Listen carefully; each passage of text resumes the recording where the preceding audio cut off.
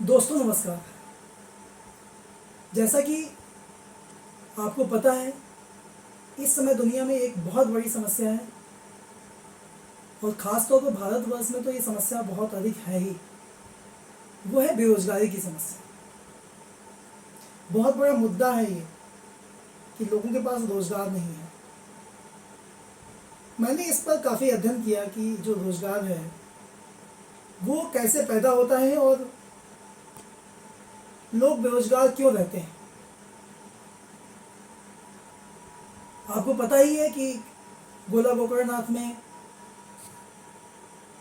हमने एक कंपनी की स्थापना की थी आज से 2 साल पहले, कपिलस टेपलस प्राइवेट लिमिटेड के नाम से। और हम यहाँ पर वो काम कर रहे हैं जो काम आगे आने वाले 40 साल के बाद के लिए बहुत उपयोगी है। मैं एक बात कहना चाहता हूँ। आपको याद है कि आज से लगभग 20 साल पहले गोला में बहुत सारे पीसीओ हुआ करते थे। बहुत से लोग थे जो पीसीओ का बिजनेस करते थे। बाद में वो पीसीओ बंद हो गए।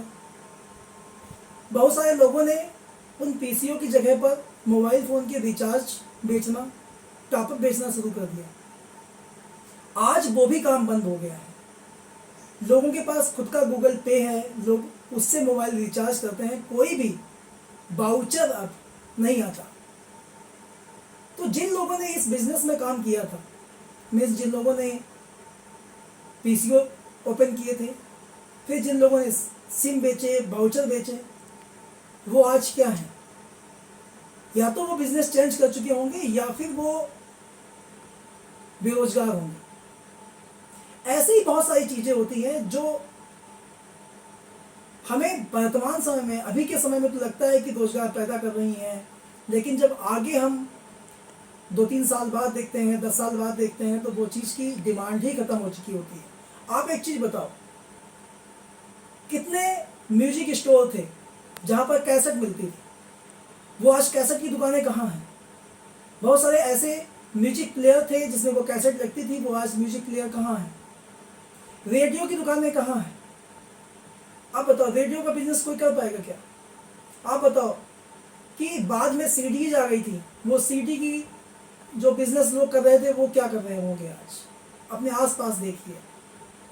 तो हम बच्चों को भी, मान लीजिए जिन लोगों ने उस मशीन को, उस रेडियो को सही करने के लिए कोर्स किया होगा, आज वो कितना कमा रहे होंगे। जिन लोगों ने वैसे टेलीविज़न जो आते थे पहले, बड़े से टेलीविज़न आते थे, उनकी रिपेयरिंग का कोर्स किया होगा, क्या वो एलईडी और एलसीडी की रिपेयरिंग कर पा रहे होंगे? नहीं कर पा रहे होंगे। तो बेसिकली हमें ये ध्यान रखना होता है अपने बच्चों को पढ़ाने के समय, बच्चों को सिखाने के समय, कि क्या वो अगले 20 साल तक वो रोजगार कर पाएंगे जिस रोजगार को वो सीख रहे हैं।